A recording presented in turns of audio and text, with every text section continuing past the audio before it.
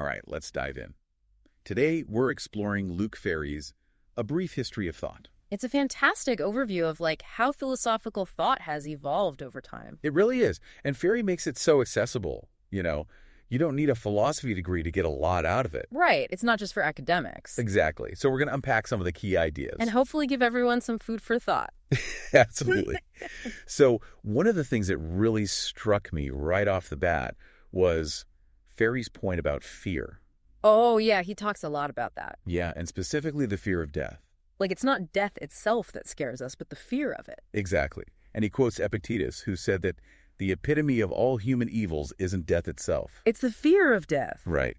Which is such a powerful idea, It really makes you think. It does. Because how often do we let fear hold us back in life? All the time, probably. So how did ancient philosophers like the Stoics deal with this? Well, that's a great question. The Stoics believed in finding peace not through religion, but through understanding the natural order of the universe. Yes. They called this principle of universal reason logos. And aligning yourself with logos was supposed to bring serenity, even when facing death. So it's about accepting what we can't control and focusing on what we can. Exactly. And to help with this, the Stoics, they had some pretty interesting practices. Oh, yeah? Like what? Well, think about the cynics. They deliberately do outrageous stuff in public. What do you mean? Imagine dragging a dead fish through a crowded market intentionally. Wow, okay. Why would they do that? It was a shock tactic to detach from caring about public opinion. Interesting. Yeah, by facing ridicule head-on, they learned to value their own judgment. Above the fickle approval of others. Exactly. So it makes you wonder, how much are we ruled by that fear of judgment? That's a good point. It's definitely something to think about. Before we get too deep into Stoicism, I think it's important to look at what Ferry says about how people dealt with their fear of death, before those philosophies came along. Right. What were the go-to solutions? Well, Ferry points to two main things. Procreation. Having children to carry on your legacy. Right. And the pursuit of glory, achieving fame and leaving your mark on the world. Those are pretty relatable, actually. They are. But do they really address the fear of death on a personal level? That's the question, isn't it? I mean, they might offer a sense of continuity. But they don't really reconcile us with our own individual mortality. And even glory, it fades over time. Right. And who knows how future generations will actually remember us. Good point. So how did Stoicism propose to achieve, individual salvation in a sense? That's what I'm curious about. What was their answer? Well, they believed in aligning yourself with the eternal. Okay. And for them, the universe itself was eternal. So by becoming part of that eternal order, they believe you could achieve a kind of immortality. Interesting. So how did they propose we do that? It involved a big shift in perspective, focusing on the present moment. Instead of dwelling on the past or worrying about the future. Right. It's about finding eternity in the now, which, is something that resonates with a lot of modern mindfulness practices, too. It does. But as we move through history, the story of philosophical thought takes all these twists and turns. It sure does. And one of the biggest shifts, as Ferry points out, was the rise of Christianity. Absolutely. A huge turning point. Huge. So Christianity introduced this idea of a personal God. One who offers individual salvation through faith and obedience. Which is a stark contrast to that Stoic idea of logos. Totally. With Christianity, reason takes a backseat to faith as the primary path to salvation. So we're not just talking about a change in beliefs here. No, this led to a whole new approach to philosophy itself. And that was? Scholasticism. Scholasticism. Think of it as less about actively seeking wisdom. Okay. And more about interpreting established religious texts and doctrines. So it's a much more structured, hierarchical approach? Compared to that Stoic focus on individual reasoning, for sure. Right. So what would you say were some of the most revolutionary ideas that Christianity brought to the table? Well, Ferry highlights three key concepts that really change ethical thought. Okay, I'm listening. Free will, the importance of inner conscience over secular law, and the idea of a benevolent divine providence guiding our lives. And those ideas have obviously had a huge impact on Western culture as a whole. Absolutely. They've shaped everything from our laws to our art to our personal relationships. It's amazing how these ideas that were so radical for their time are now so deeply ingrained in our thinking. Right. They're almost invisible to us now. Can you give me an example of how these concepts played out in Christian thought, like a specific story or something? Sure. Think of the story of Christ defending the woman accused of adultery. Oh, right, where they were going to stone her. Exactly. That story perfectly illustrates the Christian emphasis on inner conscience over blind adherence to the law. It was a call to examine your own morality before judging others. That is a powerful example. And it's interesting because it also introduces this idea of a personal God who actively cares for humanity. Right, it's a big shift from the impersonal fate of the Stoics. Instead of a blind, indifferent force, we have a loving God shaping our destiny. Yes, and that concept has profoundly influenced Western thought. It impacted everything from our understanding of history to our approach to social justice. Yeah. It's everywhere. It really is fascinating to trace how these ideas have evolved and intertwined over time. Absolutely. So we've covered a lot of ground already, from the fear of death to Stoicism to the rise of Christianity. And we're just getting started. There's so much more to explore in Ferry's A Brief History of Thought. There really is. We've only scratched the surface of how these philosophical ideas have shaped our understanding of the world and ourselves. Exactly. And in the next part of our deep dive, we're going to journey further into the modern era. And we'll encounter some of the biggest names in philosophy, like Descartes and Kant. And we'll grapple with even more challenging questions about meaning, purpose, and the human condition in a world that's constantly changing. So stay tuned for more. And keep those philosophical gears turning. It's wild how these, what seem like simple ideas now, were so revolutionary back then. Right. Like they totally reshaped how people thought about, well, everything. Exactly. It wasn't just about individual beliefs. It impacted the whole structure of society. For sure. And, as we move along in Ferry's book, we see how these ideas kept evolving. Yeah, he takes us next to the Renaissance. The Renaissance, such a fascinating period. It was a time of massive upheaval, like the old world was crumbling. Totally. And people were struggling to make sense of it all. What caused that feeling of instability, at a deeper level? Ferry describes it as a shift from a sense of cosmic order to one of chaos.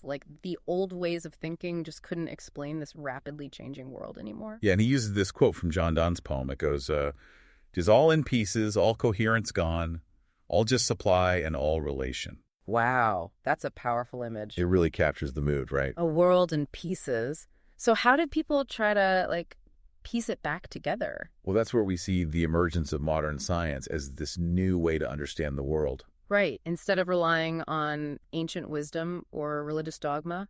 People started to actively construct knowledge through observation and experimentation. From passive observers to active creators. What a shift. And how did that impact our understanding of, morality and the purpose of life? Huge implications. It led to new ideas about human nature, about what it means to be good, about why we're even here. And this is where we meet Descartes and Kant, right? Two giants of modern philosophy. Each had a profound impact on how we think. What were their main contributions? Well, Descartes laid the groundwork for modern subjectivity with his method of radical doubt. You know that famous phrase, "I think, therefore I am"? Oh yeah, everyone's heard that one. It emphasized the importance of individual experience, inner certainty, over these external, supposedly objective truths. Interesting. So our own thoughts become the foundation for knowledge. In a way, yeah. And Kant, he revolutionized how we think about morality. For him, it wasn't about blindly following rules, but about acting according to principles you could apply universally. Exactly. His categorical imperative still shapes ethical debates today. Okay, so Descartes gives us the thinking subject, and Kant gives us a framework for moral action. It's fascinating, isn't it, how these thinkers from centuries ago still have such a grip on us. It really is. But as we keep going in the book, into the modern era, there are all these new challenges. Especially when it comes to finding meaning in a world where, traditional values are being questioned. And science keeps pushing the boundaries of what we thought we knew. Exactly. So how do we deal with these anxieties about mortality? In a world that, at least on the surface, doesn't seem to offer much in the way of, transcendent hope. That's where this question of salvation takes on a whole new urgency. Ferry talks about how secular ideologies like scientism, patriotism, communism even, they sort of stepped in to fill the void left by religion. Like substitute religions. You could say that, yeah. They each offered a form of earthly salvation. What do you mean? Promising meaning through devotion to these human-centric ideals, like scientific progress or political revolution. So it's about finding purpose in these collective human endeavors. Right. But there's a cautionary element here, too. What do you mean? Ferry points out how these secular religions can become, just as dogmatic and intolerant as the traditional ones they're trying to replace. They can demand blind loyalty. Absolutely, and sometimes even sacrifice individual freedom for this collective ideal. So it's a reminder that even in our search for meaning and belonging, we have to be careful. Critical thinking, individual freedom, those are things we can't afford to lose sight of. And it's in this, complex landscape that we're introduced to Nietzsche. Nietzsche, one of the most, controversial figures in philosophy. People either love him or hate him, it seems like. He really challenged everything, didn't he? Like morality, religion, even philosophy itself. He argued that there are no pre-existing truths. That meaning and value are created, not discovered. Through human will and creativity. Exactly. So instead of looking for answers outside ourselves, we have to create them. That's a pretty radical idea. It is, but it's also incredibly empowering for some. But Ferry also warns against, simplifying Nietzsche's ideas. Oh, absolutely. It's easy to misinterpret him as endorsing, pure power or nihilism. We need to approach his work with nuance. Definitely. So Ferry unpacks several of his key concepts, like the idea of genealogy, tracing the origins of moral concepts, showing how they're often rooted in power dynamics. Okay, interesting. And then there's the distinction between active and reactive forces. Active and reactive. Active forces create, they affirm life. Reactive forces, they deny it, they're driven by resentment. And this all ties into his concept of the will to power? Which is often misunderstood. It's not just about dominating others. It's about self-mastery, about striving to become the best version of yourself. Exactly. And then, of course, there's amor fati. A love of fate, Yep. right? Yes. It's an invitation to embrace everything life throws at you. The good, the bad, the whole shebang. Exactly. It's about saying yes to life in its totality. But how do you actually do that?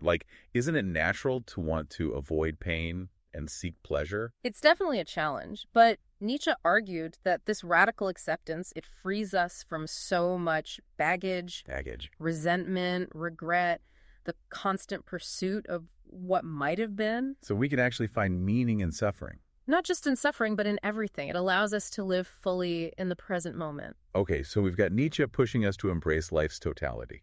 But Ferry also introduces us to Heidegger, who had some pretty strong opinions about technology. Heidegger was a deep thinker. He saw technology as this force that was reshaping our relationship with the world, and not always for the better. In what way? He argued that technology reduces everything to a means to an end, everything becomes a resource to be exploited. Instead of something to be appreciated for its own sake. Right. We become so focused on achieving goals, maximizing efficiency, that we lose sight of the bigger questions about, what it all means. It's a pretty bleak view, but I can see where he's coming from. It's a critique that resonates even more strongly today, I think.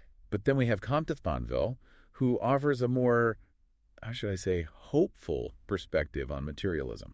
Comte de Sponville is interesting. He rejects the idea that materialism inevitably leads to nihilism or despair. So it is possible to find meaning in a world without God or the supernatural. That's what he argues, yeah. He draws a lot of inspiration from Stoicism and Buddhism. Okay, interesting. Emphasizing the importance of living in the present moment, accepting impermanence. And finding joy in simple things. Exactly. He's not saying it's easy, but it's possible. So we don't find meaning out there in the universe. We create it through our choices and actions. I think that's a pretty powerful message.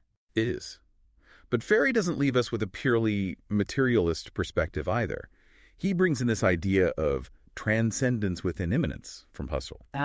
Yes. That's a bit of a head-scratcher, isn't it? It sounds complicated. It is, but the basic idea is that even within our everyday experiences, there's something that points beyond the purely material. Like a sense of something bigger than ourselves. Exactly. Something we can't fully grasp or explain. Can you give me an example, to illustrate this? Sure. Imagine looking at a cube. You can only ever see 3 sides of it at once, right? Right. Even though there are 6. That's Husserl's point. Our experience of the world is always partial, incomplete. There's always more there than we can see. So even within our limited perspective, we can get a glimpse of something transcendent. That's the idea. And Ferry suggests that one way to access this sense of transcendence is through love. Love. Interesting. He dives into Pascal's analysis of love, which is, well, a bit pessimistic. How so? Pascal argued that we never truly love a person, only their qualities. And since qualities are fleeting, love is bound to be disappointing. That's Pascal's view, yeah. But Ferry doesn't stop there. He argues that the true object of love is the singularity of the individual, their unique essence. It's about seeing beyond the surface and recognizing that person's inherent worth. Exactly. That kind of love can be incredibly meaningful. But as we all know, love is also intertwined with loss. That's the human condition, isn't it? And Ferry doesn't shy away from that.